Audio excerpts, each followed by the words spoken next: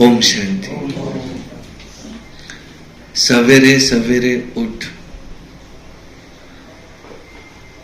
बाबा कहते मेरी याद में बैठो, क्योंकि सवेरे का टाइम बहुत शांत एकांत होता है। कहते सुबह का साई, भक्ति मार्ग में भी सवेरे सवेरे भक्ति करते। अमृत वेला 2 बजे से शुरू हो जाती। हम कितने भी बजे उठ सकते और 4:45 बजे तक चलते। फिर किसी को पूरा चाहिए तो 2 बजे उठे, 2 से 4:45। पर ये करने वाला महान भाग्यशाली है। इसके लिए बहुत ताकत चाहिए। कोटों में कोई विरला निकलता है जो 2 बजे से बाबा की याद में बैठे। लेकिन कम से कम 3:30 बजे बाबा की याद में बैठना चाहिए। उठने के बाद में बाबा को गुड मॉर्निंग किया और ब्रश कर लेना, पहले दांतन कर लेना, और फिर अगर समझो हम पखाना जाके आए तो नहा लेना, नहीं जाके आए तो नहीं नहाए तो भी चलता। फिर थोड़ा पानी पी लेना। सुबह सुबह पानी पीना चाहिए कहते उठने के बाद। और फिर बाद में फ्रेश हो जाने के बाद मुंह पे पानी ये वो मारने के बाद, क्योंकि अब भगवान से मेरी मुलाकात होने वाली है, तो उसी बेड पर नहीं बैठना, क्योंकि वहां पर वो वाइब्रेशन नींद के होते हैं। तो जो हमारा घर में बाबा का कमरा है, जहां हम बैठ करके, जैसे घर में भी पूजा का स्थान अलग होता है। ऐसे नहीं कि नींद से उठे बेड पर ही अपना पूजा करना शुरू किया, नहीं। नहा धो के फ्रेश होके फिर पूजा के स्थान में वहां जाकर बैठते। तो हमको भी ऐसा घर में एक स्थान होना चाहिए कि यहाँ मैं बाबा की याद में बैठता हूँ। तो उठने के बाद फिर वहां जाकर बैठते समय चेयर पे भी बैठ सकते, नीचे भी बैठ सकते, आराम से, जिसमें हमारी कोई हलचल ना हो, ऐसा। तो बाबा की खूब याद आएगी। लेकिन किसी किसी को फिर नींद का प्रॉब्लम रहता है, बहुत नींद आ रही है, क्या करे, उठते तो है पर नींद बहुत आती है।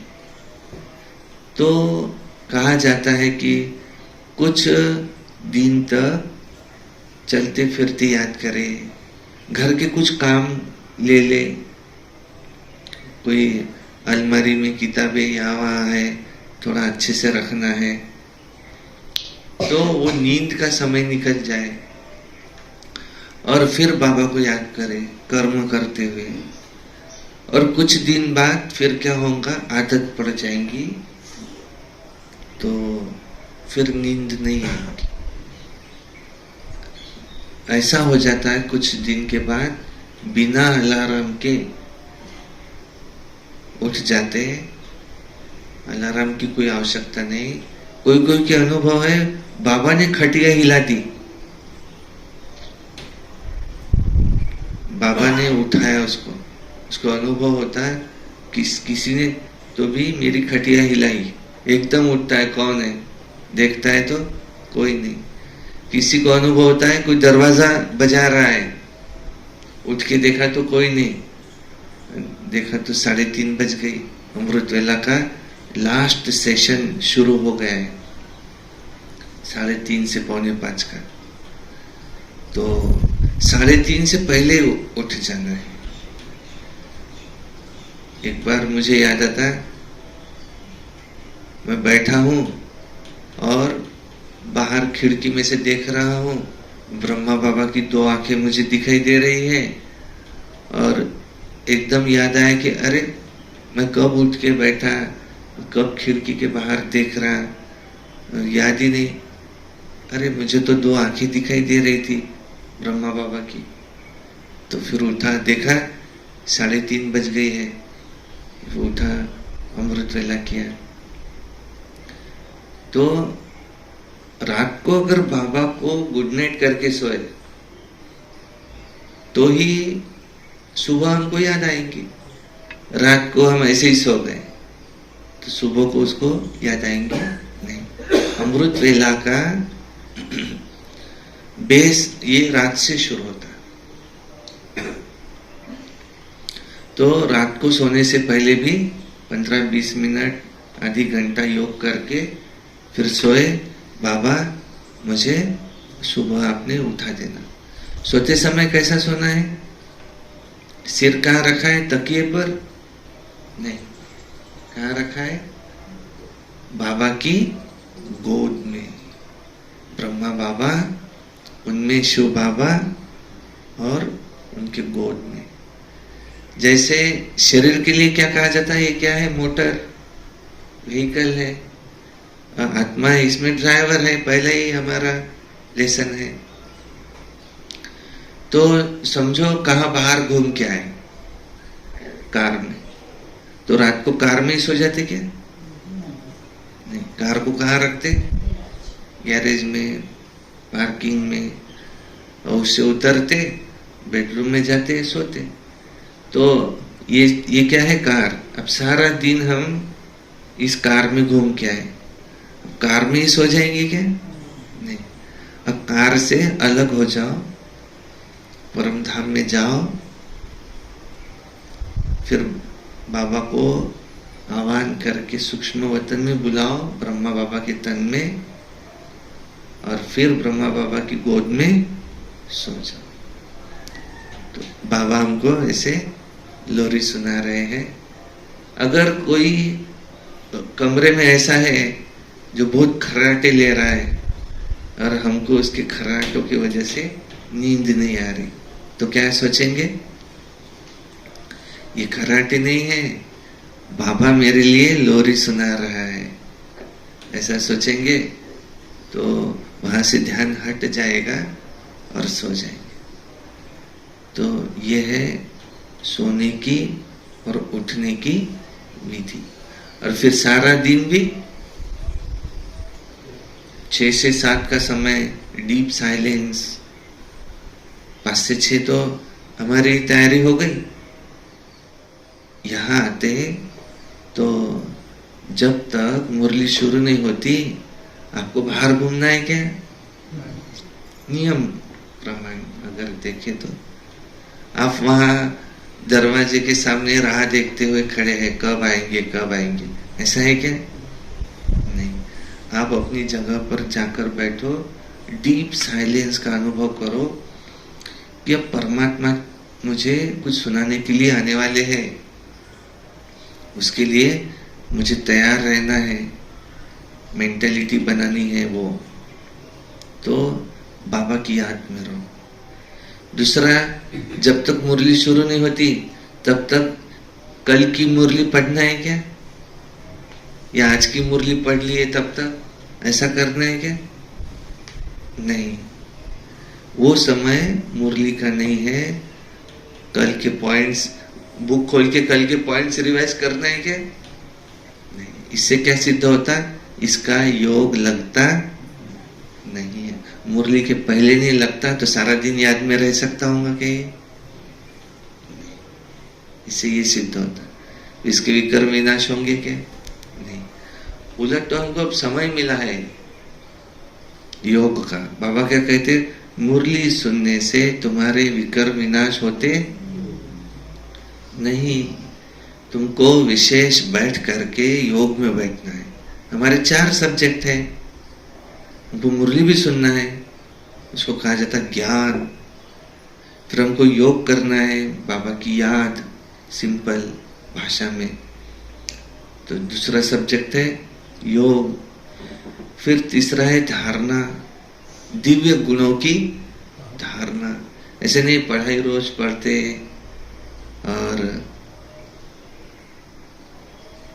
मुरली रोज सुनते, योग रोज करते, लेकिन कोई कहे कि अरे उनको ये कहो ये ऐसे काम नहीं करो, मानो उनमें दिव्य गुणों की धारणा है क्या? नहीं।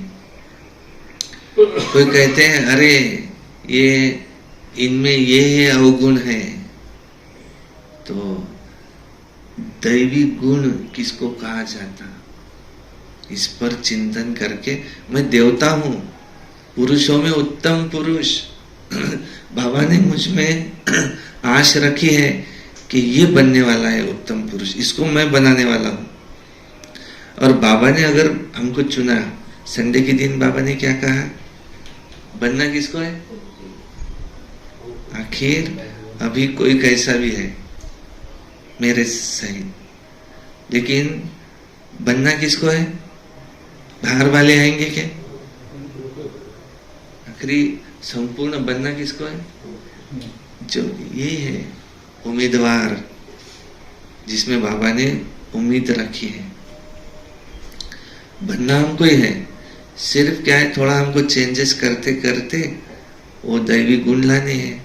तो ये तीसरा सब्जेक्ट है हमारा, दैवी गुणों की धारणा। तो दैवी गुण कैसे आएंगे? कैसे? चिंतन से और विचारों से। और सबसे फास्ट दैवी गुण कैसे आएंगे?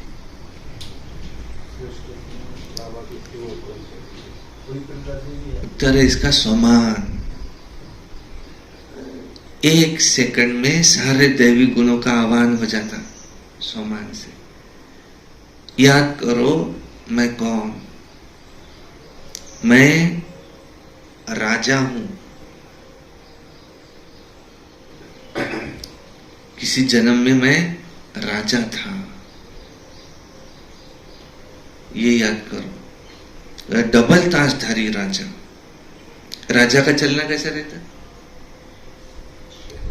ऐसे फास्ट भागेगा क्या वो? ऐसे तुम्हारी चाल कैसी हो, ऐसे ऊपर देखते हुए, उसको किसी का डर नहीं, ऐसे चल रहा है अपने अपने मस्ती में मस्त है, ईश्वरीय मस्ती ऐसे। और दूसरा राजा कैसा होता है? बुद्धिमान, उसको सब समझदार, ऐसा क्या मुझे करना है क्या नहीं करना है ऐसा। राजा कहाँ भी नीचे बैठ जाएंगे क्या?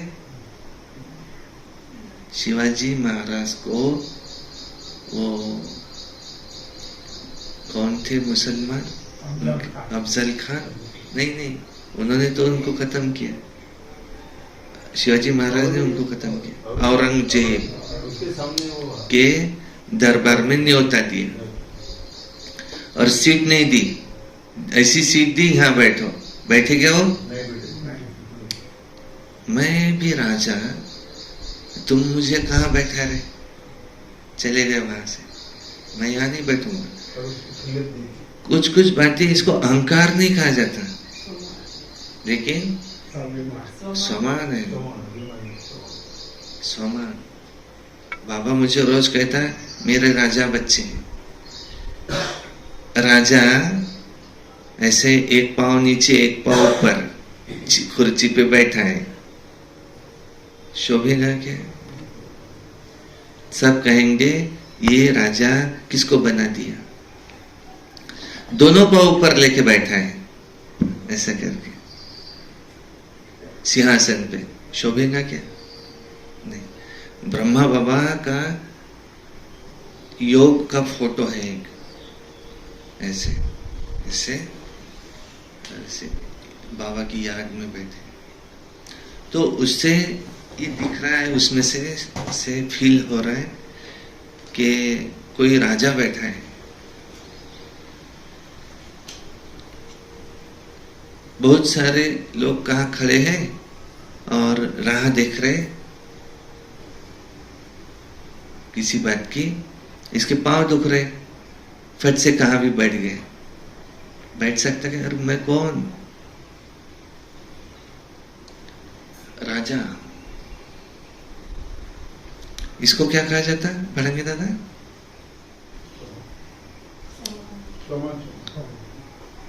दैवी गुणों की धारणा। मैं कौन? देवता।